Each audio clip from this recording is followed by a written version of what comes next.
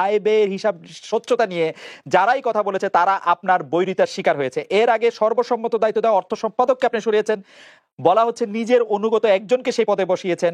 এত ছোট পরিসরে যেই মানে সংগঠনকে আপনি নিজেই অনেক ছোট বলছিলেন, কর্তৃত্ব সম্পদ নিয়ে এরকম স্বেচ্ছাচারিতা করার পরও সরকারের দুর্নীতি, আয় ব্যয়ের হিসাব নিয়ে প্রশ্ন তোলা বা অস্বচ্ছতা নিয়ে প্রশ্ন তোলা আপনি কতটা যৌক্তিক মনে করেন জনাব নূর?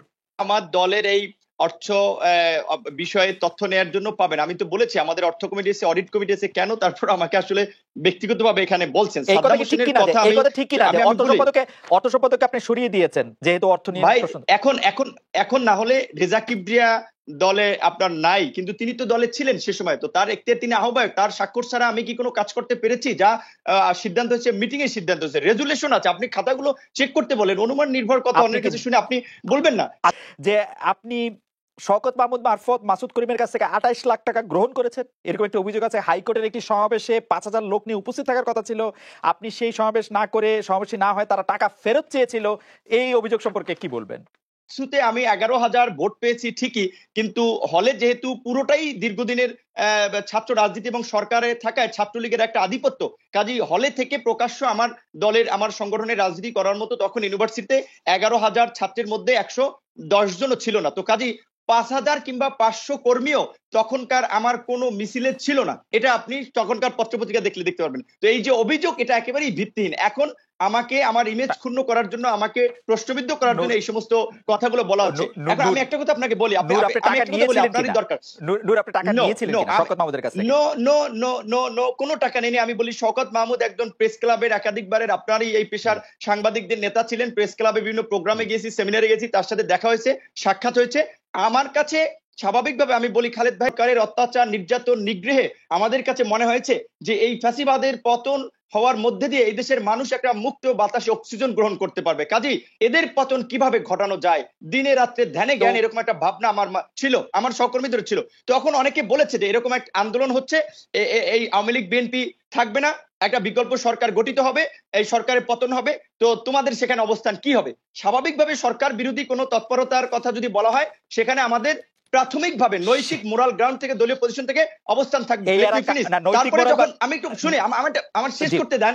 আমি যখন বলেছি, যখন বলেছে, তখন আমি বলেছি না, আপনারা যেটা বলতেছেন এইটা তো মনে হচ্ছে গোয়েন্দা সংস্থার ফাঁদ, সরি, এই ধরনের কোন আত্মঘাতী হঠকারী কাজে আমরা থাকবো না। জাস্ট এই পর্যন্ত যারা আমার সাথে এটা শেয়ার করেছিল, আমাদের এই পর্যন্ত, যে কারণে আমাকে কোনো প্রোগ্রামে, তাদের কোনো প্রোগ্রামে একটা ছবি, ভিডিও ফুটেজ দেখাতে পারবে না, ইনসাফ কিংবা তার আগের প্রোগ্রাম কিংবা কোনো প্রোগ্রামে আমাকে একটাও দেখাতে পারবেন না। আমি চট করে দুটো জিনিস যদি আপনি একটু কাইন্ডলি বলেন। আপনি বলেছেন যে অনেকেই বলেছেন এখানে বিএনপি আওয়ামী লীগ থাকবে না, আপনাদের অবস্থান কি হবে, সেই অনেকেইরা কারা এবং তারা মানে কি প্রকাশ্য, মানে আপনি মানে আমরা তো খুবই মানে এটি আসলে জনাব রেজা কিবরিয়ার কথাও আসছে, আপনার কথাও রেজা কিবরিয়ার প্রসঙ্গে আসছে, যে অভিযোগটি আসলে আওয়ামী লীগের পক্ষ থেকে এতদিন তোলা হচ্ছিল যে কোনো না কোনো একটা ষড়যন্ত্র হচ্ছে, আপনারা কি সেই ষড়যন্ত্র করছিলেন আসলে, বা সেই ষড়যন্ত্রের মুখ কি আপনারা?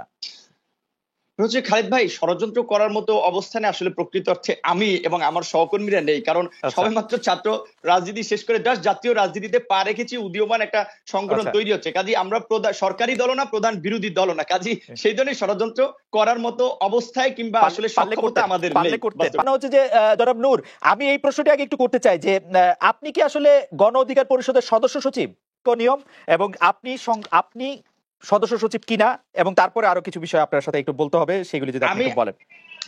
আমি বলেছি যে নিয়মতান্ত্রিক এবং গঠনতান্ত্রিক অনুযায়ী আমি গণ অধিকার পরিষদের সদস্য সচিব। আজকে আপনার এই টকশোর যে যিনি এসেছেন, তিনিও দেখছেন আমাদের মিটিং চলে। সো এখন আপনার কাছে যদি মনে হয়, নাও হতে পারে, আমি তো আমার অবস্থান, আমি আপনাদের অবস্থাটা জানতে চাইছি।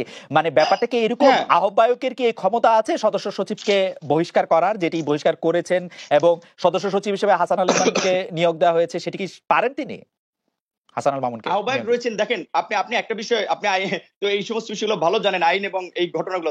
আহ্বায়ক দেশের বাইরে থেকে উইদাউট কোনো মিটিং সিটিং ছাড়া তিনি কাউকে সদস্য সচিব হিসেবে ঘোষণা করতে পারেন। এইটা ব্যক্তি আক্রোশের ফলে এটা তিনি, এবং আমি যতদূর জানি তিনিও দেন নাই। তার দেশে ফেসবুক পেজের যে এডিটর, এরা এই কাজটা করেছে, কিন্তু এটা তো তিনি কোনো নিয়ম নীতি মিটিং করে করেন। আমরা যে কার্যক্রমগুলো করছি, প্রতিটি পদক্ষেপ মিটিং করে সদস্যদের স্বাক্ষর সহ রেজুলেশন করে, সো কিভাবে আমাদের কার্যক্রম অবৈধ হয়, আপনার কাছে প্রশ্নবিদ্ধ হয় বা সদস্য সচিব নিয়ে প্রশ্ন উঠে?